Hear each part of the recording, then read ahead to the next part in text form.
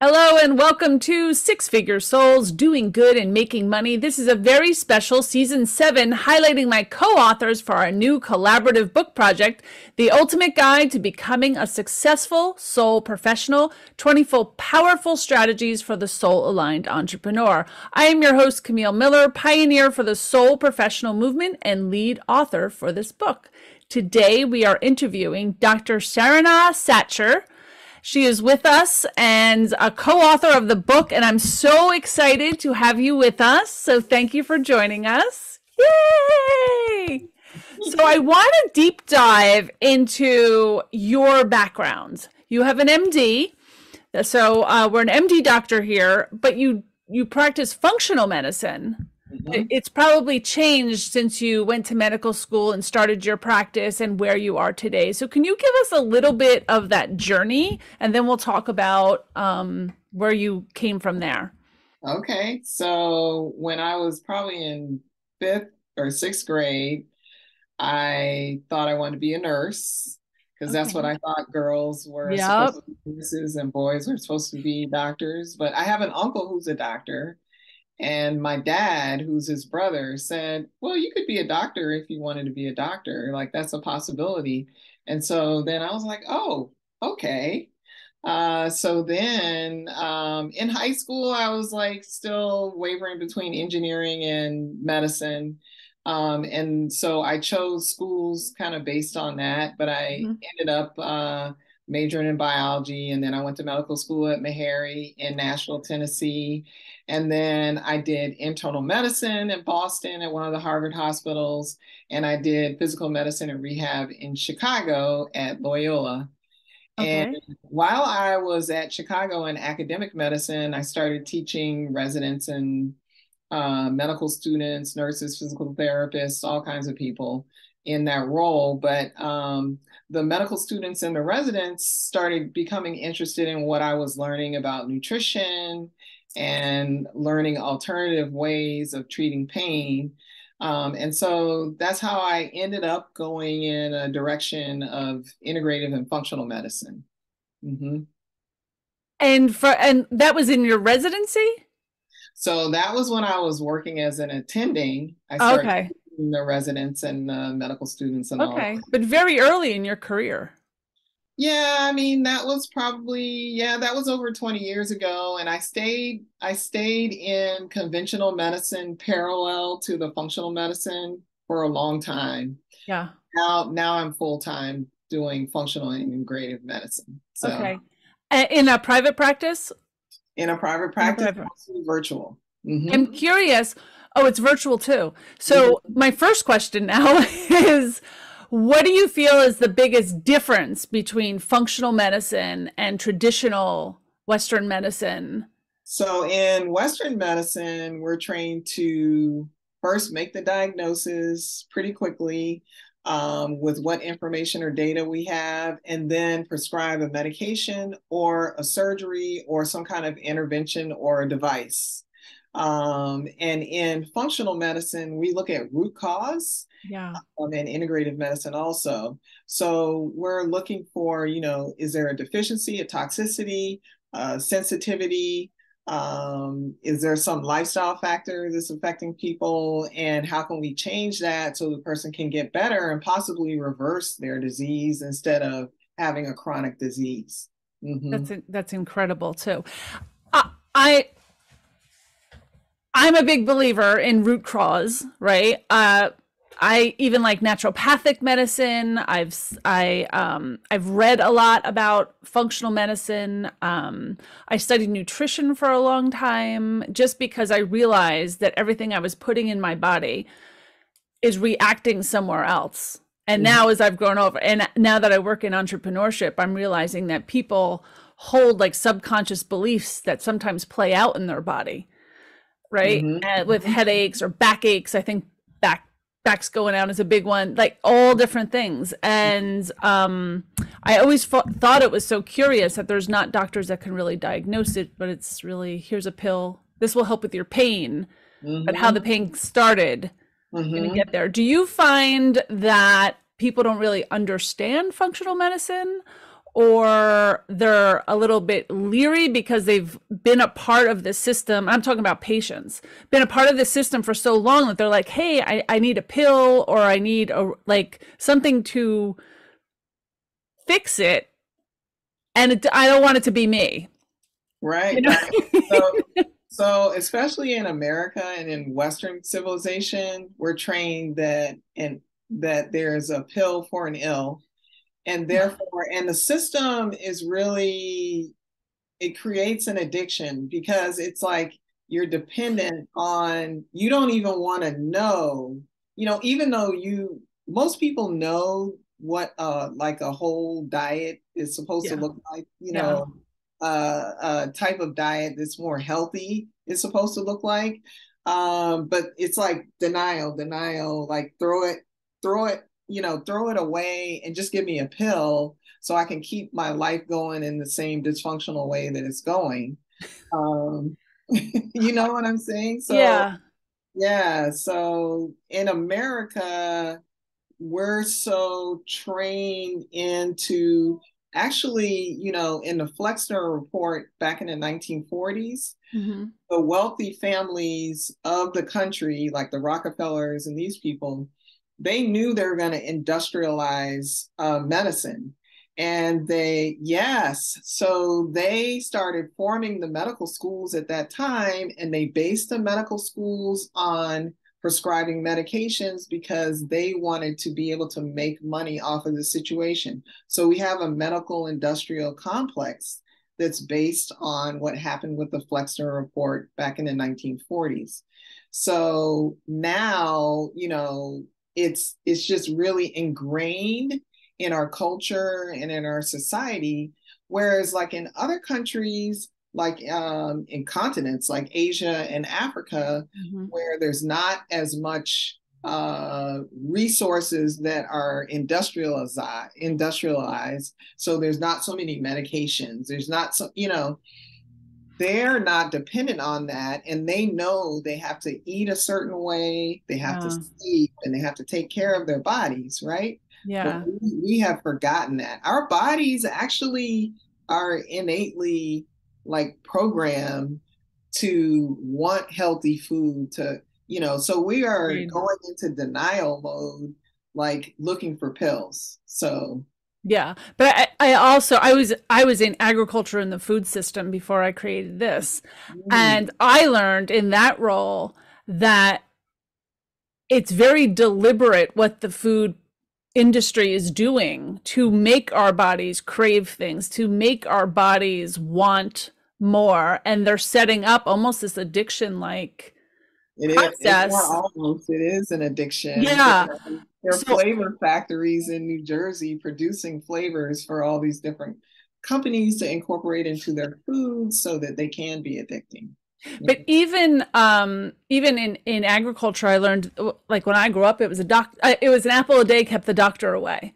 And when I read the science when I was in it, and this was before I started this about 8 years ago, it was actually 3 apples a day had the same nutritional value as our old food did, that we have actually farmed out nutritional value. And some of the nutrients that our bodies need. So a lot of times when we're hungry, we're actually looking for the nutrient that is missing. We're not hungry for like a bag of potato chips. That's absolutely correct. Yeah. And also the medications and the pesticides and things that they use on growing the food. Yeah. Actually poisoning us and causing us to have deficiencies of nutrients and causing changes in our microbiome. So absolutely. The ag system is hand in hand with the pharmaceutical system. And it's almost like the pharma system makes solutions for what the ag creates, what the agricultural system in the United States creates. Right. Right. They're definitely in cahoots because I was there. I worked on the organic label, and that was my piece of it, and learning about genetically modified foods and how they work in our bodies. And I don't eat corn anymore because of the way that's raised. Right? And there's a lot of things I don't put in my body now because I'm so aware. I actually have a lot of hypersensitivities to things, but I've known that my whole life. So I've always been very careful. But once I realized what's in things, it was a little bit easier for me. But very interesting. I just came back from England and how different their food was. And they're not allowed to advertise to people about medications.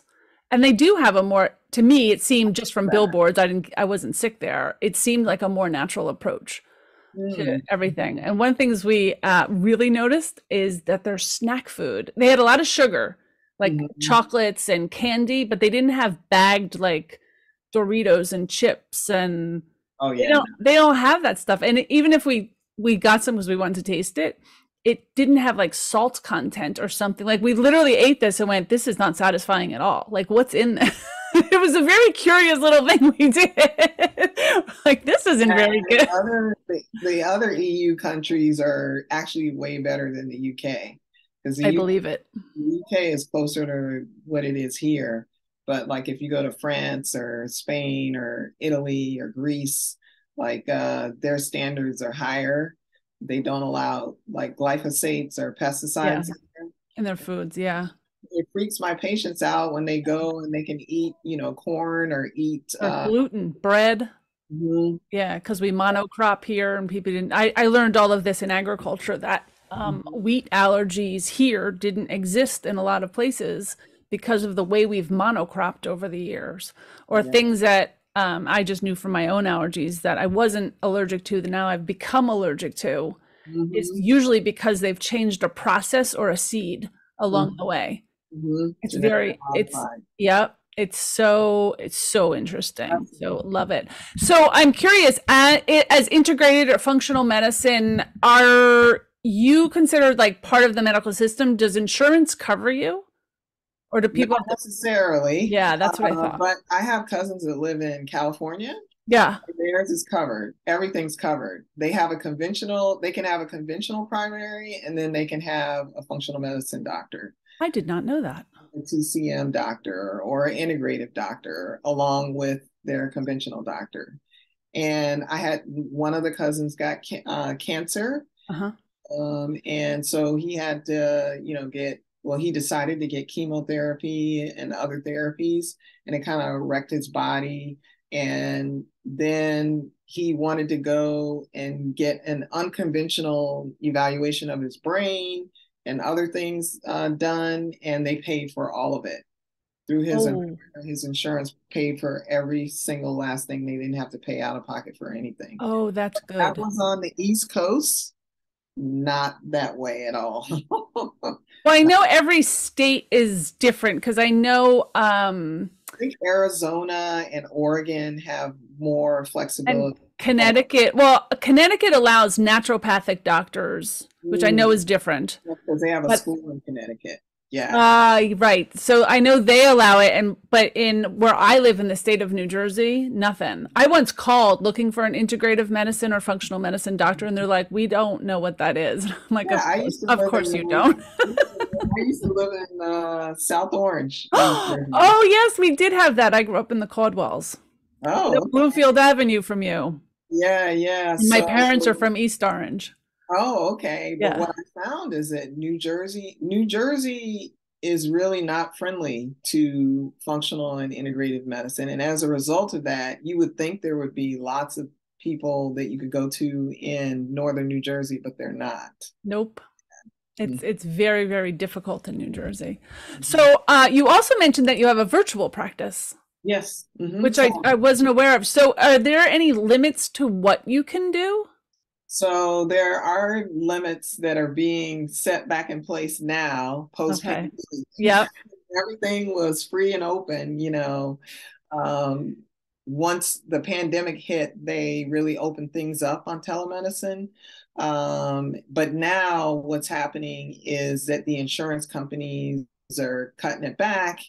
There are mostly monetary reasons why they want this to happen. Yeah, it's complicated, but you can listen to stories on NPR and other news stations about it. you want to find out more information about that. But yeah, and the patients are not happy about this. I Especially people like my parents that live in rural areas. They have to drive a couple of hours to get to a specialist. yeah.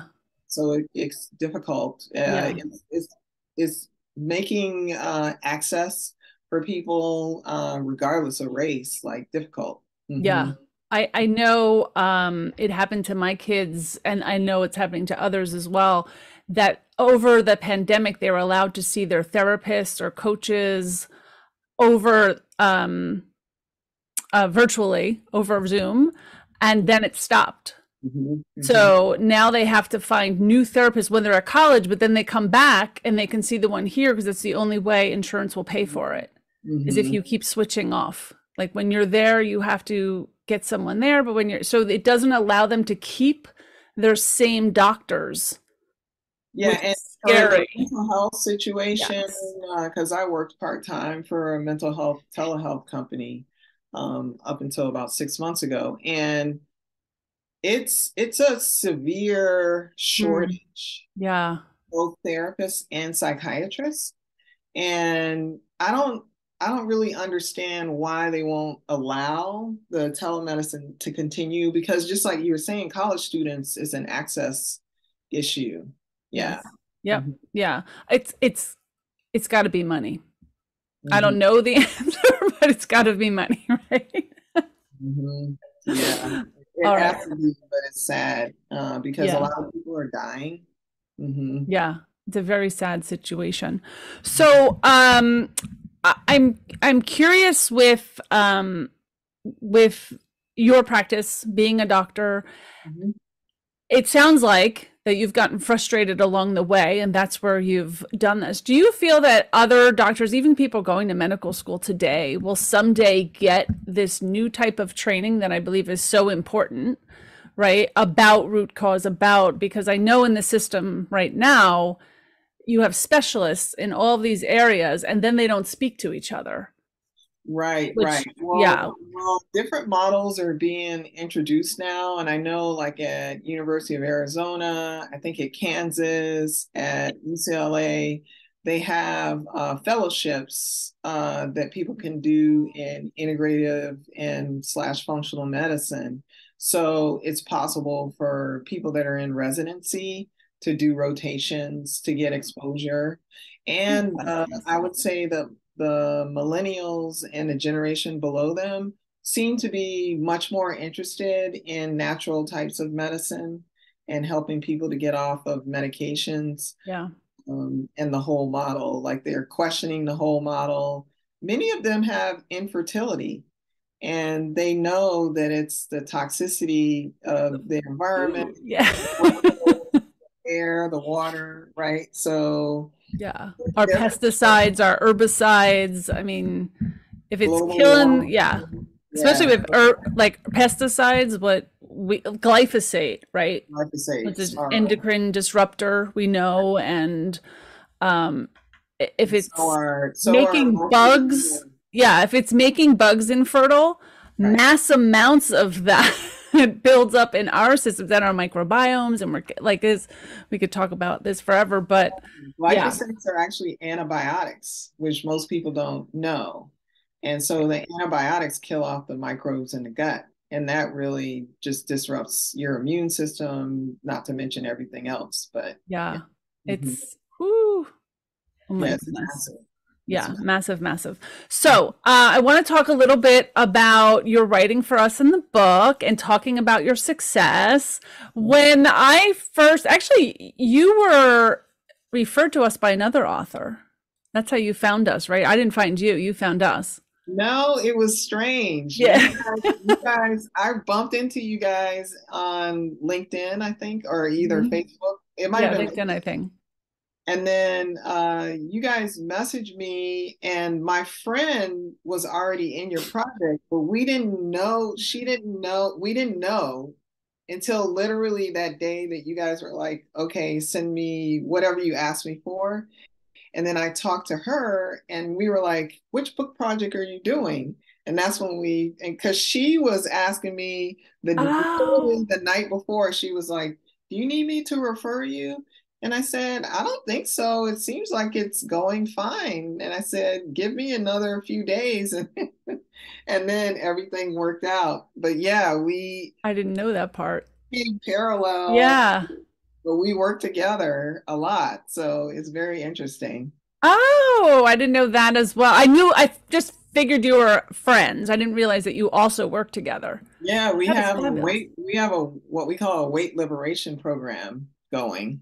Oh, I didn't know that. Yeah, it's called Be You to the Fullness, and it's a different approach. So yeah, it's not the typical weight loss. It's You want to tell us about it? You could plug it. Go ahead. okay. And So Sansa, you do this with Dr. yeah, Sansa Curtis, right? Curtis? Yep. yes. And she's a naturopathic doctor. Yep. And so we're encouraging people to do things the healthy way. So not only are they and teaching them how you want to lose weight. You don't just want to lose weight, you want to lose body fat. Right. So, and when you're perimenopausal and menopausal, it's important to maintain your lean body mass, if not increase it. So that's the main focus. And in the process of doing that, you know, if you're on cholesterol medicine, high blood pressure, it'll fall off to the wayside because you're optimizing your body, right? Right. Mm-hmm. Oh, that sounds amazing. Yeah, Learn more yeah. about that. Awesome. So, why, when you found out about this book project, did you decide to do it? Well, I had been wanting to get involved with writing a book, and I'm actually working on my own book now. Woo woo. So, yeah, so this was kind of a stepping stone. I was like, oh, Mhm. this would be a good, you know, introduction to what it takes, and then I can embark on my own book. Mhm. Yeah. And how did you find the process of writing? I found it pretty good. I had taken a course before on automatic writing, like doing meditation and then just start writing. Uh-huh. One morning I just woke up. I had the assignment that you all gave. And so one morning I just woke up and wrote like 5,000 words, I think. So, Oh my goodness. so, and then I just used some of that material. Yeah. But I will say I appreciated the organization and also the prompts and the different Mhm. webinars that were helpful. So, Yeah. Awesome. Thank you. Thank you. Um, so what is it that you love most about your work? oh, well, I love most about my work helping people to reach their health goals and being able to see them actually realize those health goals and come Mm, back and say, you changed my life, or, you know, and then I have to correct them and say, you changed your own life. You know, I but it's love that. gratifying to see the numbers actually go down and see people, you know, their complexion changes, maybe their Yeah. hair starts growing back or whatever. You know, it's just great. Fantastic. Fantastic. And what is the name of your chapter? So my chapter is probably a little atypical, but it's called God, My Guides, and My Grandmas Brought Me Here. I love that. I love that. I can't wait to read it. For our listeners, I do not read their chapters before this interview. So I'm as surprised as you are. I do read it before it goes to publication, but not before I interview you. So, um, how can people get in touch with you or learn more about you and your work and your programs? So I'm currently offering free consultations that are 10 or 15 minutes, and they can go to my website, treatyourselftohealth, all spelled out.com, and click on the schedule or the learn more about me, and you can schedule. I think it's actually HTTPS the slash slash and then treatyourselftohealth.com slash backslash schedule. And Mhm. yeah, they can schedule a 10-minute or they can schedule a deeply discounted 30 minutes.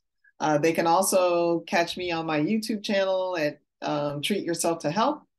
And, you know, there are different videos on there about various things. I have an orientation video that kind of tells you how my practice works. Oh, amazing. Amazing. And all of those links will be in our show notes. So we will add them. So if you're listening to this, you can check out our show notes and find out more. I want to thank you so much for being a part of our book and a part of this podcast. I'm so excited to read your chapter. Thank you. Thank you for inviting me and having such great questions. I enjoyed talking to you today. You as well. All right. Thank you, listeners, for joining us as well. For more information about the Soul Professional Movement, you can go to soulprofessional.com.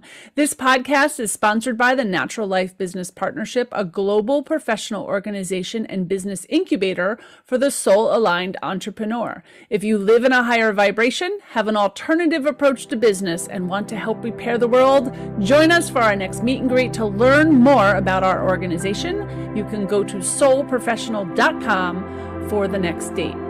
Thank you again.